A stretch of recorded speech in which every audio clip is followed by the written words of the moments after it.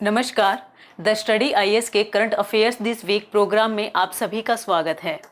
इस प्रोग्राम के तहत हम बीते सप्ताह की यूपीएससी एवं स्टेट पीसीएस परीक्षाओं के लिए बेहद अहम खबरों पर चर्चा करेंगे। तो चलिए ज़्यादा समय ना लेते हुए शुरू करते हैं आज का सेशन, जिसमें हम सर्वप्रथम देखेंगे द हिंदू की न्यूज़।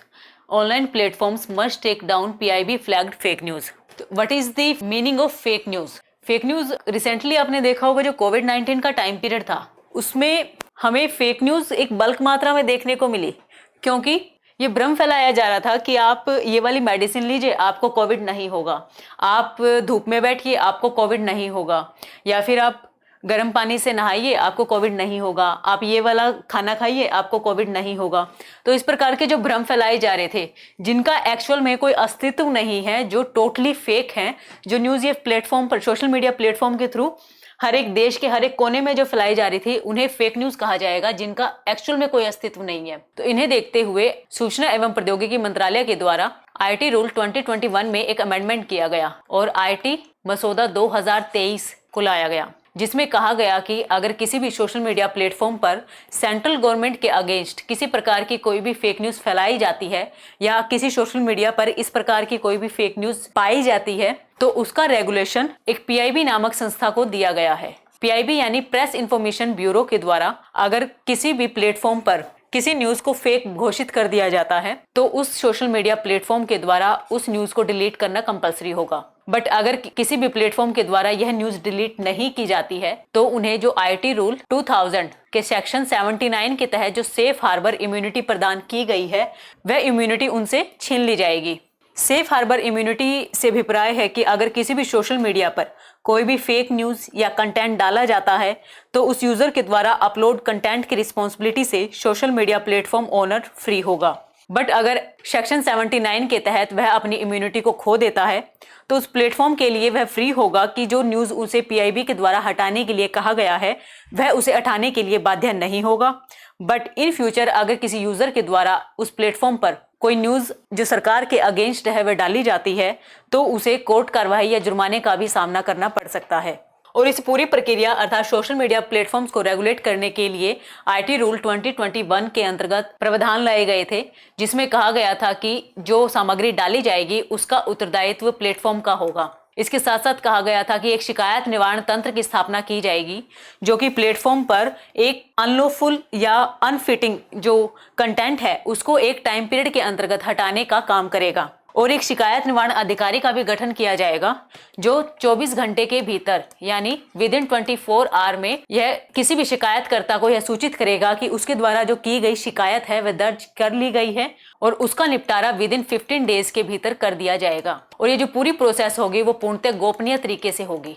इसके साथ साथ सभी यूजर्स को जो कॉपीराइट से रिलेटेड न्यूज़ हैं उनका यूज करने से रोका जाएगा, क्योंकि इंटरनेट पर हमें व्यापक मात्रा में फेक न्यूज़ देखने को मिलती हैं, और इन न्यूज के कारण भारत की अखंडता, सुरक्षा, रक्षा आदि के बचाव के लिए फेक न्यूज के प्रयोग से उन्हें रोकने के लिए कदम उठाए जाएंगे। इस पूरी प्रक्रिया के साथ साथ जो हमें पीआईबी को अभी रेगुलेशन के जो अधिकार दिए गए हैं, उससे संबंधित हमें अनेक आलोचनाएं देखने को मिल रही हैं। केवल केंद्र सरकार से रिलेटेड जो फेक न्यूज होगी उनकी जांच करेगा। तो इससे संबंधित कहा गया कि जो किसी भी वर्ग से संबंधित, किसी भी जाति से संबंधित या किसी भी धर्म से संबंधित हमें जो फेक न्यूज देखने को मिलती है, उनका रेगुलेशन कहीं ना कहीं अनदेखा किया गया है। इसके साथ साथ कहा गया कि जो पीआईबी है वह केवल एक न्यूज प्लेटफॉर्म है, और इसे एकमात्र माध्यम के रूप में स्थापित करना जो लोगों की फ्रीडम ऑफ स्पीच है और जो सूचना प्रसारण है, उन दोनों के लिए खतरा पैदा हो सकता है। क्योंकि नॉर्मली सोशल मीडिया प्लेटफॉर्म पर हमें काफी सारी डिबेट्स देखने को मिलती है किसी भी मुद्दे पर, और इन्हीं डिबेट्स के बीच में अगर पीआईबी के द्वारा उन्हें फेक घोषित कर दिया जाए,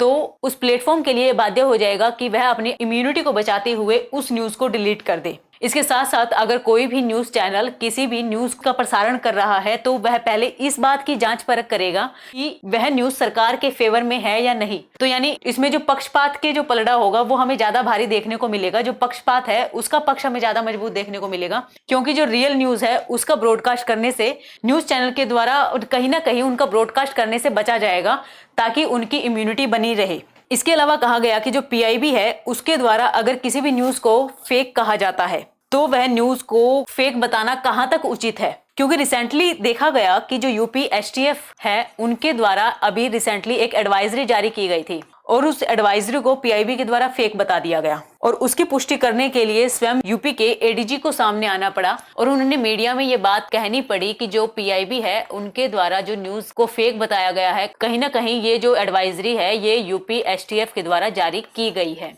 तो यहाँ पर जो पीआईबी की जो फेक न्यूज का जांच करने का जो क्राइटेरिया है उस पर क्वेश्चन मार्क लग जाता है। इसके साथ साथ जो सोशल मीडिया से रिलेटेड जो न्यूज है उन पर जो फेक न्यूज है उससे संबंधित जागरूकता में कमी देखी गई है और डिजिटल साक्षरता में कमी भी हमें देखने को मिलती है, जिसका लाभ उठाकर सरकार या जो गवर्नमेंट की एजेंसी है उनके द्वारा जो डाटा है उसका पूर्णतः हमें बचाव देखने को मिलता है। इसके साथ साथ जो तार्किक बहस है कहीं ना कहीं सरकार के द्वारा इसको भी दबाने का प्रयास किया जा रहा है। सोशल मीडिया प्लेटफॉर्म पर जो यूजर्स हैं उनको पीआईबी के द्वारा फेक न्यूज की जो जांच होगी वो प्रभावित करेगी और सरकार के खिलाफ अपने विचारों को प्रकट करने से भी रोकेगी, जो कहीं ना कहीं एंटी डेमोक्रेसी को बढ़ावा देने के साथ साथ अनएक्सेप्टेबल है। तो चलिए अब हम अपनी नेक्स्ट न्यूज की ओर बढ़ते हैं, जिसमें कहा गया है कि government amends rule regulating online real money gaming. What is the meaning of real money gaming? ऐसे गेम्स जिन्हें खेलने के लिए हमें रियल मनी का यूज करना होता है। फर्स्ट ऑफ ऑल, अगर हम कोई भी ऐप डाउनलोड करते हैं उसमें गेम खेलने के लिए हमें पहले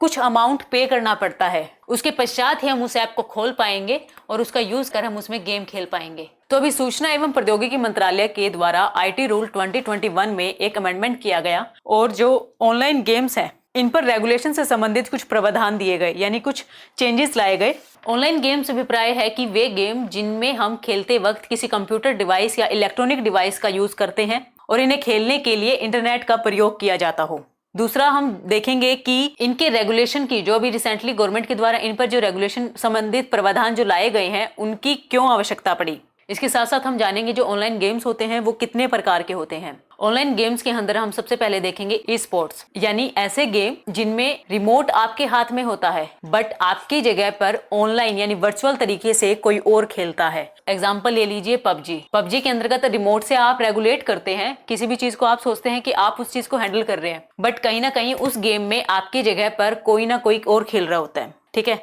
सेकंड गेम होता है फैंटेसी गेम। फैंटेसी गेम आप सभी ने, अगर आप क्रिकेट के शौकीन हैं तो आप जानते होंगे कि ड्रीम 11 नाम का एक गेम चलता है। उस ड्रीम 11 के अंतर्गत क्या होता है कि अगर आप एक्चुअल में कोई भी क्रिकेट गेम नहीं देख पाए हैं या आप स्टेडियम में जाके गेम देखना पसंद नहीं करते हैं तो आप ड्रीम 11 ऐप पर क्या कर सकते हैं कि 2 टीमों के लिए अपने पसंदीदा प्लेयर्स को चूज कर सकते हैं और इन प्लेयर्स के बीच में अपना गेम करवा सकते हैं। तो इन्हें हम फैंटेसी गेम की कैटेगरी में रखते हैं, जो एक्चुअल में चीजें नहीं है। और इनमें हम क्या करेंगे, इस प्लेटफॉर्म पर जो एक्चुअल में खेले जाने वाले गेम है उसी के तहत हम अपने पसंदीदा प्लेयर्स को लेकर आएंगे और पसंदीदा प्लेयर्स के साथ ही जो गेम है उसको स्वयं रेगुलेट करेंगे। थर्ड कैटेगरी में देखेंगे हम online casual games. Casual games होता है, उन्हें 2 कैटेगरी में बांटा गया है। एक आ जाएगा स्किल बेस्ड गेम और दूसरा chance based game. Skill based game, आपने कभी चेस तो खेला ही होगा, यानी अगर आप उस चेस को खेलने में माहिर हैं तो आप उस गेम में इंटरेस्ट लेंगे, यानी आपकी जो स्किल है वो आपको इस तरह के गेम में देखने को मिलेगी। बट जो चांस बेस्ड गेम है, यानी आप गैम्बलिंग ले लीजिए जिसे हम वैगरिंग के नाम से भी जानते हैं, यहाँ पर आप क्या करते हैं कि ये रिजल्ट बेस्ड गेम है, यानी आप किसी भी गेम पर उसके रिजल्ट पर अपना पैसा लगाते हैं। जैसे क्रिकेट या फिर हम देखते हैं नॉर्मली जो हॉर्स रेस होती है, उसमें हॉर्स रेस में हम उनके रिजल्ट पर जो पैसा लगाते हैं, उनके जो प्लेयर्स पर जो पैसा लगाते हैं, उन्हें हम चांस बेस्ड गेम कहते हैं। बट रिसेंटली जो आईटी रूल 2021 में जो चेंज करते हुए एक मसौदा जो लाया गया है उसमें जो ये चांस बेस्ड गेम है और जो रिजल्ट बेस्ड गेम है उन पर गवर्नमेंट के द्वारा टोटली बैन लगा दिया गया है। तो आप याद रखिएगा कि सरकार ने जो मनी गेम है, मनी गेम को टोटली बंद नहीं किया है, बट जो रिजल्ट बेस्ड गेम है उन्हें टोटली बंद कर दिया गया है, जिसके अंतर्गत हम सट्टा या फिर जुआ जो खेला जाता है या जो वैगरिंग जो गेम है उन्हें टोटली बंद कर दिया गया है, जो उनके रिजल्ट के बेस पर जिन पर अमाउंट लगाया जाता है। और जो ऑनलाइन गेम है उनका हमें 2017 से लेकर 2020 में काफी व्यापक मात्रा में वृद्धि देखने को मिली थी, जिसे देखते हुए कहा गया था कि इन गेम्स के कारण 2025 में ये गेम अपना $5 बिलियन तक का विस्तार कर सकते हैं, जिसने चाइना जैसे देश को, हमारी बढ़ती जो इमर्जिंग कंट्री है उसकी ओर प्रभावित किया है और नए नए ऐप्स को भारतीय बाजार में उतारने का प्रयास किया है।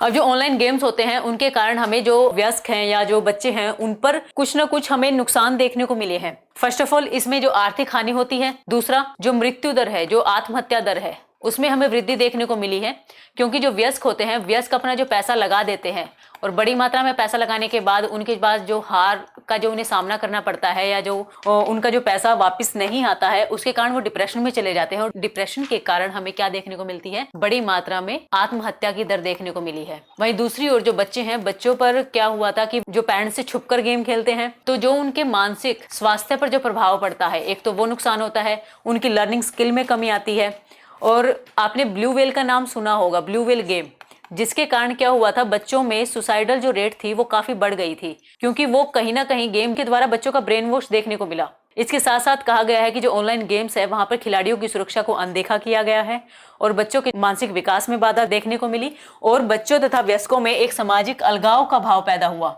और इन सभी चीजों को रेगुलेट करने के लिए सरकार के द्वारा जो अभी मसौदा तैयार किया गया, उसमें कहा गया कि सेल्फ रेगुलेशन मॉडल को अपनाया जाएगा, जिसके अंतर्गत हम 3 सेल्फ रेगुलेशन संगठनों का निर्माण करेंगे, जिनमें न केवल उद्योगों के प्रतिनिधि होंगे बल्कि कुछ विशेषज्ञ ऐसे भी होंगे जो बाल अधिकारों के प्रति जागरूक होंगे, जो बाल अधिकारों को जानते होंगे। और इंडिया में जितने भी गेम्स खेले जाएंगे, स्पेशली जो मनी बेस्ड होंगे, उन मनी बेस्ड गेम में का जो रेगुलेशन होगा वो सेल्फ रेगुलेशन ऑर्गेनाइजेशंस के द्वारा किया जाएगा। यानी अगर कोई भी गेम इंडिया में खेला जा रहा है, उसकी पहले पुष्टि सेल्फ रेगुलेशन ऑर्गेनाइजेशंस के द्वारा की जाएगी। और सरकार ने, मैंने आपको पहले बताया था कि जो पूर्णतः मनी बेस्ड गेम है उन पर पाबंदी नहीं लगाई गई है, उन्हें SRO के द्वारा मंजूरी दी जा सकती है। बट जो रिजल्ट बेस्ड गेम है उन पर सरकार के द्वारा पूर्णतः प्रतिबंध लगा दिया गया है, जिनके अंतर्गत हम जुआ या सट्टेबाजी देख सकते हैं, जो हमें नॉर्मली क्रिकेट में या फिर जो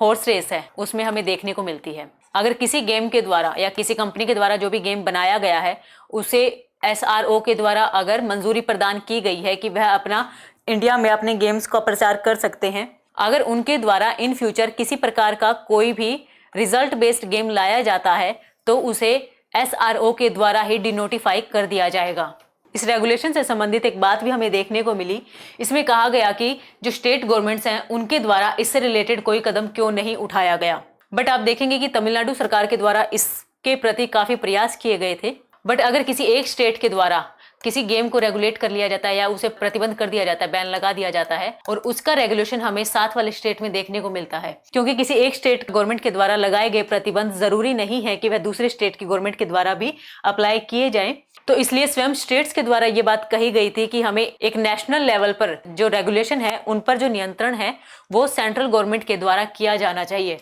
ताकि वह नियंत्रण पूरे देश में एक समान रूप से लागू किया जा सके। तो चलिए अब बढ़ते हैं अपनी नेक्स्ट न्यूज की ओर, जिसमें अभी जो RBI के गवर्नर है शक्तिकांत दास, उनके द्वारा जो मॉनेटरी पॉलिसी अभी जो बैठक की गई थी, उसमें जो रेपो रेट है उसे अनचेंज रखा गया और जिसे 6.5% बनाए रखा गया। मार्च 2019 में हमें 6.5% की दर देखने को मिली थी, बट कोविड-19 के कारण 2020 में यह दर 4% तक हो गई थी, जिसका अभी 2023 में हमें बढ़ोतरी होकर 6.5% तक बढ़ोतरी देखने को मिली। तो अभी जो वर्ल्ड में हमें बैंकिंग क्राइसिस या जो ऑयल मार्केट है, ऑयल के जो प्राइसेस बढ़ रहे हैं, उसे देखते हुए उम्मीद की जा रही थी कि मॉनेटरी पॉलिसी के द्वारा जो रेपो रेट है, रेपो रेट को 0.25 की दर से बढ़ाया जाएगा, परंतु 6.5% यानी इसे अनचेंज रखते हुए RBI के द्वारा की गई घोषणा कहीं न कहीं एक आश्चर्यजनक कदम है। और अनचेंज रेपो रेट का कारण बताते हुए RBI गवर्नर के द्वारा बताया गया कि जो रेपो रेट है उसमें चेंज इन्फ्लेशन में जो उतार चढ़ाव आता है उसे रेगुलेट करने के लिए किया जाता है।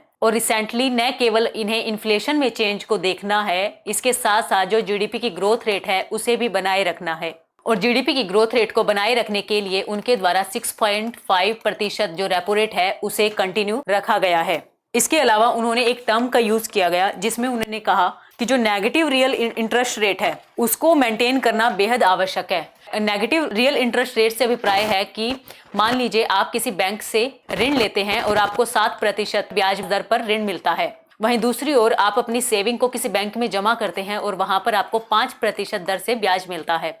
तो इन दोनों के बीच में जो 2% दर का जो डिफरेंसेस आता है, यह नेगेटिव रियल इंटरेस्ट रेट है। तो इसको भी रेगुलेट करने के लिए उनके द्वारा जो रेपो रेट थी उसको 6.5% बनाए रखा गया। अब प्रत्येक 2 महीने में RBI के गवर्नर के साथ, यानी जो उनकी जो समिति है, मौद्रिक नीति समिति, जिसका गठन 1934 को केंद्र सरकार के द्वारा RBI अधिनियम की धारा 45 ZB के अनुसार किया गया था, और यह एक वैधानिक निकाय है जिसमें हमें 6 मेंबर देखने को मिलते हैं। इसमें 3 मेंबर्स आरबीआई के द्वारा चयनित किए जाते हैं और 3 मेंबर्स गवर्नमेंट के द्वारा चयनित किए जाते हैं। और इस मॉनेटरी पॉलिसी के द्वारा प्रत्येक 2 महीने में बैठक की जाती है, जिसमें रेपो रेट यानी जो इन्फ्लेशन है उसके उतार चढ़ाव को रेगुलेट करने के लिए जो नीतियां होती हैं उनको बनाया जाता है। लास्ट बैठक में आरबीआई जो मॉनेटरी पॉलिसी थी उसके द्वारा 0.25% की वृद्धि की गई थी और उसी वृद्धि को देखते हुए जो वर्ल्ड में अभी जो क्राइसिस देखने को मिला है उस क्राइसिस के तहत अनुमान लगाया जा रहा था कि रिसेंटली 0.25 की दर से बढ़ोतरी देखने को मिलेगी।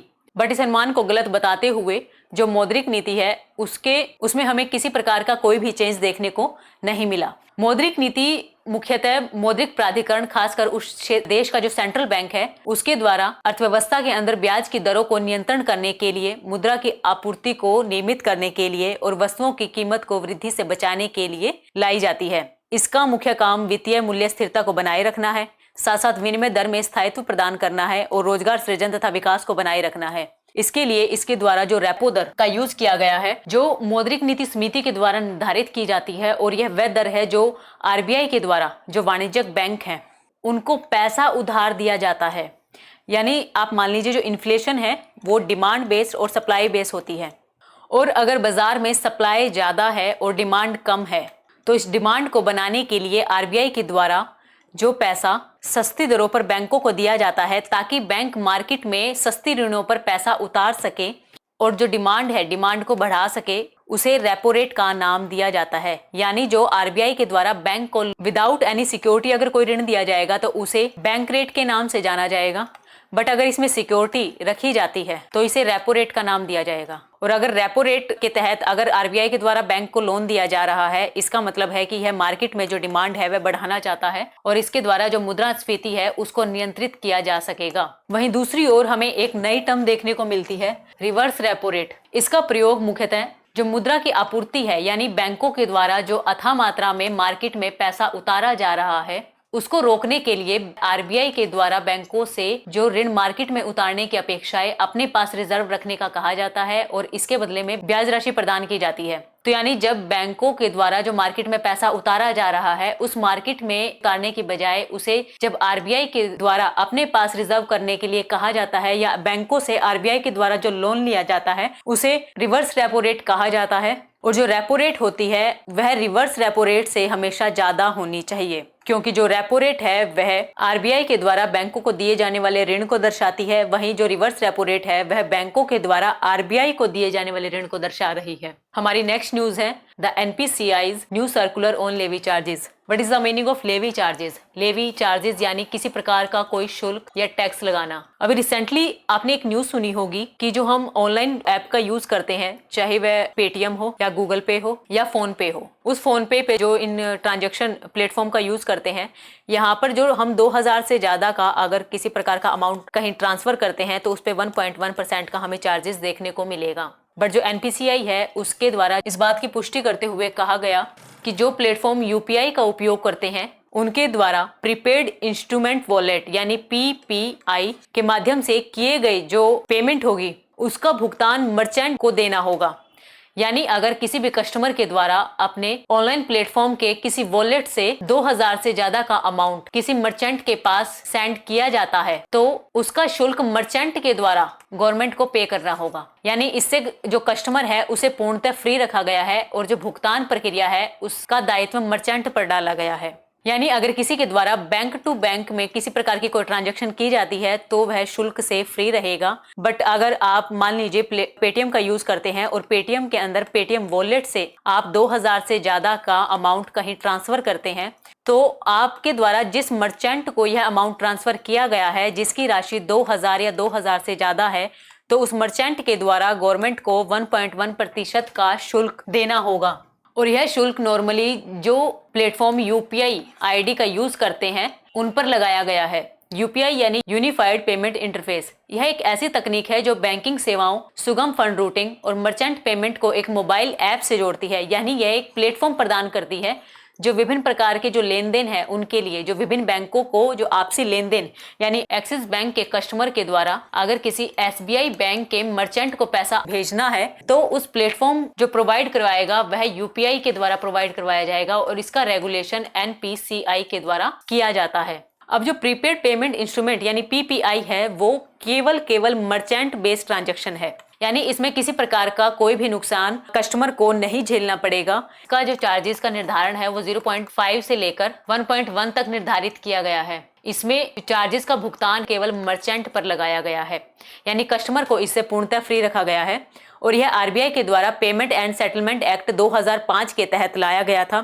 जिसमें हम स्टोर वैल्यू के जरिए वस्तुओं और सेवाओं को खरीद सकते हैं। और यह न केवल एक मनी के रूप में बल्कि स्मार्ट कार्ड, गिफ्ट कार्ड आदि के रूप में भी यूज किया जा सकता है। यानी आपको अगर किसी को गिफ्ट देना है या कोई अमाउंट देना है तो आप दुकानदार से उस अमाउंट के बदले में कार्ड में ये पैसा डलवा लेते हैं और उस कार्ड को अपने फ्रेंड को गिफ्ट कर देते हैं। तो ये जो गिफ्ट कार्ड होगा, इस गिफ्ट कार्ड को आपका फ्रेंड मनी के रूप में प्राप्त कर सकता है। हमारी नेक्स्ट न्यूज है, election commission grant national party status to AAP withdrawals national tag of Trinamool Congress, CPI and NCP। Recently आपने सुना होगा कि जो आप सरकार है यानी आम आदमी पार्टी, इन्हें नेशनल पार्टी का स्टेटस दे दिया गया है। बट जो तृणमूल कांग्रेस है और जो CPI है, जो नेशनल कांग्रेस पार्टी है, NCP, इनका जो नेशनल पार्टी का जो टैग था उसे समाप्त कर दिया गया है। तो अभी कुल मिलाकर भारत के अंतर्गत 6 नेशनल पार्टी हमें देखने को मिलती है। और जो आप पार्टी को नेशनल पार्टी का दर्जा दिया गया है, यह दर्जा उन्हें 2014 और 19 के जो लोकसभा चुनाव हुए थे उनके रिजल्ट के आधार पर दिया गया है। कहा गया है कि अगर किसी पार्टी के द्वारा 4 राज्यों में सरकार बनाने में अगर कोई पार्टी कामयाब रहती है तो उसे नेशनल पार्टी का दर्जा दे दिया जाएगा। और जो आप पार्टी है उसका हमें पंजाब, दिल्ली, गोवा और गुजरात में सरकार देखने को मिलती है और इसी आधार पर आप पार्टी को नेशनल पार्टी का दर्जा दिया गया है। फर्स्ट ऑफ ऑल, जो पहले आम चुनाव थे वहां पर भारत में हमें 14 नेशनल पार्टी देखने को मिली थी, बट जो रिसेंटली है हमें केवल 6 नेशनल पार्टी देखने को मिल रही है। और जो इन्हें नेशनल पार्टी जो होती हैं उन्हें चुनाव आयोग के द्वारा नेशनल और स्टेट पार्टी का दर्जा दिया जाता है। यानी किसी भी पार्टी को जो नेशनल और स्टेट पार्टी का दर्जा दिया जाता है उसे यह दर्जा केवल और केवल चुनाव आयोग के द्वारा दिया जाता है। और जब किसी भी राजनीतिक पार्टी को यह अधिकार प्राप्त होता है तो उसे अपना एक सिंबल जो वह स्थायी रूप से प्रयोग कर सकता है, यानी उन्हें जो सिंबल दिया जाएगा उसका वह स्थायी रूप से प्रयोग करेगा। किसी और अन्य पार्टी के द्वारा उस सिंबल का यूज करने से मनाही होगी, क्योंकि जो गैर पंजीकृत दल हैं उनके द्वारा किसी भी नेशनल पार्टी का जो स्थायी सिंबल है, जो उनके अधिकार हैं, उनका यूज करने से मनाही होगी। क्योंकि जो स्टेट पार्टी होती है उसके द्वारा जो सिंबल प्राप्त किया गया है वह केवल उस स्टेट के अंदर ही उस सिंबल का यूज कर सकते हैं। वहीं दूसरी ओर अगर किसी पार्टी को नेशनल रूप से किसी प्रकार का कोई सिंबल दिया गया है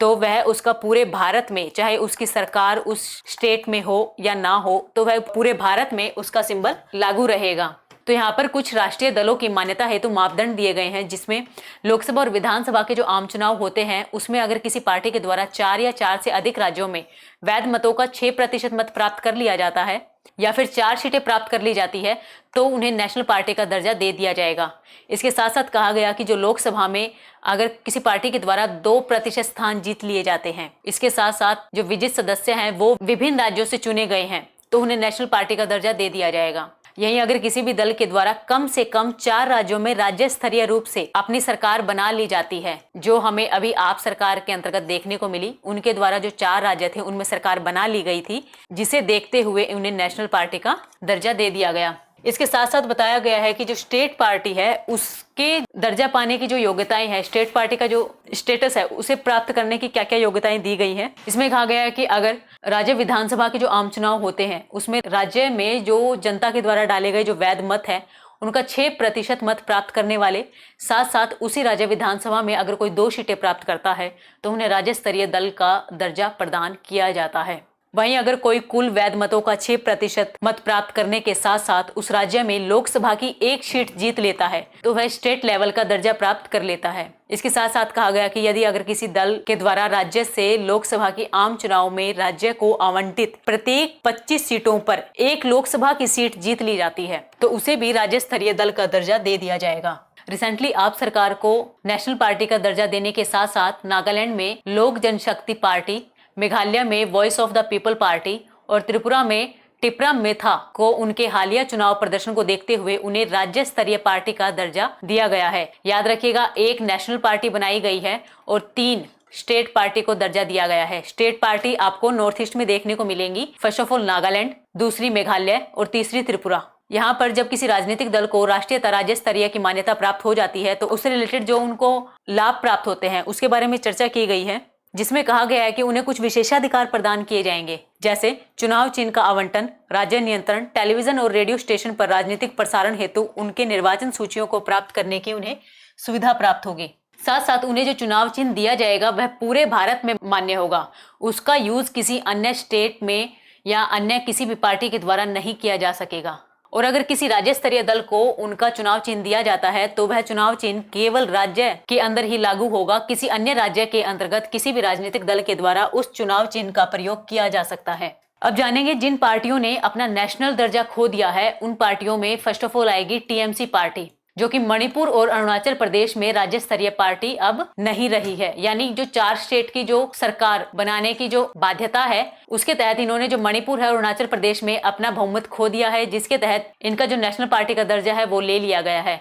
बट इसके साथ साथ इनके जो 2 स्टेट है यानी त्रिपुरा और वेस्ट बंगाल, इनकी सरकार अभी भी हमें देखने को मिलती है। इसके साथ साथ दूसरी पार्टी है नेशनल कांग्रेस पार्टी यानी एनसीपी पार्टी, जिसका हमें गोवा, मणिपुर, मेघालय में राज्य स्तरीय पार्टी का जो इन्होंने है वो अपना दर्जा खो दिया है। और जो सीपीआई पार्टी है उनके द्वारा पश्चिम बंगाल, उड़ीसा में राज्य स्तरीय रूप को जो अपने स्टेट पार्टी का जो दर्जा था उसे खोने के साथ साथ वह केरल, मणिपुर और तमिलनाडु में अभी भी राज्य स्तरीय पार्टी का स्तर बनाए हुए हैं। अब देखते हैं अपने न्यूज सेक्शन की लास्ट न्यूज, जिसमें कहा गया है कि India tiger population tops 3000 shows census. Bharat के प्रधानमंत्री के द्वारा एक घोषणा की गई, जो टाइगर हैं उनके सेंसस के आधार पर जो टाइगर्स की जो संख्या है उसमें हमें काफी बड़ी मात्रा में बढ़ोतरी देखने को मिली है, जिनकी संख्या 2018 में 2967 यानी 2018 में 2967 थी, वहीं 2023 में इनकी संख्या बढ़कर 3167 हो गई है, जो कि पिछले 4 वर्षों में 6.7% की वृद्धि को दर्शाता है। कर्नाटका में टाइगर प्रोजेक्ट के 50 साल पूरे होने की खुशी में एक सेमिनार का आयोजन किया गया था। उसी सेमिनार के तहत पीएम मोदी के द्वारा यह घोषणा की गई कि जो बाघ जनगणना है उसके आधार पर जो अभी हालिया आंकड़े सामने आए हैं उसमें हमें 6.7 की वृद्धि देखने को मिली, और जिसके आधार पर जो बाघों की संख्या है वह बढ़कर 3167 विश्व में 70% की वृद्धि को दर्शाता है। 2005 में हमें सरिस्का टाइगर रिजर्व में, जो कि राजस्थान में स्थित है, वह बाघों की पूर्ण अनुपस्थिति देखी गई। इसके बावजूद भी बाघों की जो जनगणना है उसे जारी रखा गया, और जनगणना के लिए नॉर्मली पगमार्क यानी फुटप्रिंट्स का यूज किया जाता है, जिसमें टाइगर्स के जो फुट होते हैं उनके साइज और उनके जो पगमार्क उनके आधार पर उनके डाटा का आकलन किया जाता है। और इसी सभी को देखते हुए टाइगर टास्क फोर्स का गठन किया गया था, ताकि बाघों के संरक्षण से रिलेटेड जो काम किए जा रहे हैं उन पर पूर्णतः निगरानी की जा सके और उनमें संरक्षण से संबंधित उपायों का सही से इम्प्लीमेंट किया जा सके। इसके साथ साथ एम स्ट्रिप एक योजना लाई गई थी, जो कि एक मोबाइल ऐप है जो बाघों को ट्रैक करने के साथ साथ उनकी जियो टैगिंग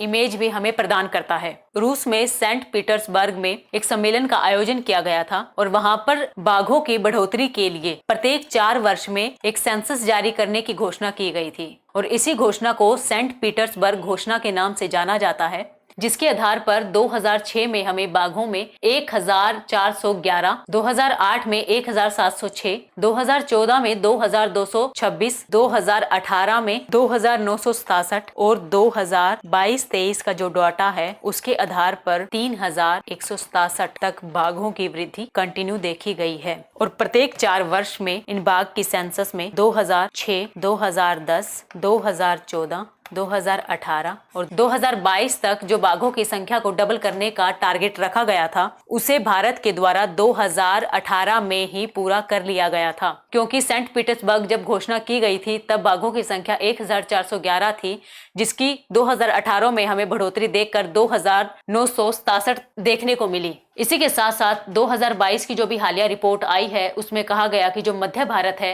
उसके साथ साथ उत्तर में शिवालिक और गंगा के बाढ़ मैदानों में बाघों की आबादी में हमें व्यापक मात्रा में वृद्धि देखने को मिली है। यानी जो नॉर्थ इंडिया है, नॉर्थ इंडिया में बाघों की आबादी में हमें वृद्धि देखने को मिली है अपेक्षाकृत साउथ में। वहीं मध्य प्रदेश और महाराष्ट्र के जो राज्य है वहां पर हमें नए टाइगर रिजर्व की संख्या में वृद्धि देखने को मिली है। इसके साथ साथ कहा गया कि जो पश्चिमी घाट तथा उसके साथ लगी हुई पर्वत श्रृंखलाओं में बाघों की आबादी में हमें गिरावट देखने को मिली है। स्थानीय बाघों की आबादी के कुछ क्षेत्रों में यहाँ पर विलुप्ति के साथ साथ चेतावनी दी गई है ताकि गंभीर रूप से इनके संरक्षण के कार्य किए जा सके। और इन राज्यों के अंतर्गत झारखंड और प्रदेश राज्य शामिल हैं, जहां हमें बाघों से संबंधित किसी प्रकार की कोई भी नवीन रचनात्मक कार्य देखने को नहीं मिले हैं। जो बाघों से संबंधित कार्य होते हैं उनकी देखरेख NTCA national tiger conservation authority के द्वारा की जाती है, जिसकी स्थापना वन्य जीव अधिनियम 1972 के तहत की गई थी। और यह एक वैधानिक निकाय है जो कि पर्यावरण वन जलवायु परिवर्तन मंत्रालय के अंतर्गत बनाया गया है। रिसेंटली जो टाइगर सेंसस जो जारी किया गया है वह प्रोजेक्ट टाइगर के 50 वर्ष पूरे होने के उपलक्ष्य में जो सेमिनार आयोजित किया गया था उसी पर PM मोदी के द्वारा जारी किया गया। प्रोजेक्ट टाइगर इंदिरा गांधी जी के द्वारा बिग कैट अलायंस के उद्घाटन पर किया गया ताकि बिग कैट श्रेणी के सभी जानवरों को एक संरक्षण प्रदान किया जा सके। इसके साथ साथ स्टेटस ऑफ टाइगर रिपोर्ट के द्वारा चेतावनी दी गई कि भारत के सभी 5 मुख्य बाघ क्षेत्र में वनों की कटाई के कारण बाघों के आवासों को नुकसान हो रहा है और इस कारण हमें मानव पशु संघर्ष में बढ़ोतरी भी देखने को मिल रही है। पश्चिमी घाट जो कि विश्व स्तर पर सबसे अधिक जैव विविधता वाले स्थानों में से एक है, वहां भारत के कुछ सबसे अधिक आबादी वाले क्षेत्र बाघ अभयारण्यों पर कब्जा करते जा रहे हैं और वहां पर मानव आबादी के जो मानव पशु संघर्ष है वहां पर अधिक मामले देखने को मिलते हैं। आज के सेशन में बस इतना ही। मिलते हैं अगले सप्ताह नेक्स्ट सेशन में। तब तक के लिए हमारे चैनल से जुड़े रहें एवं चैनल को लाइक और सब्सक्राइब ज़रूर करें। Thank you.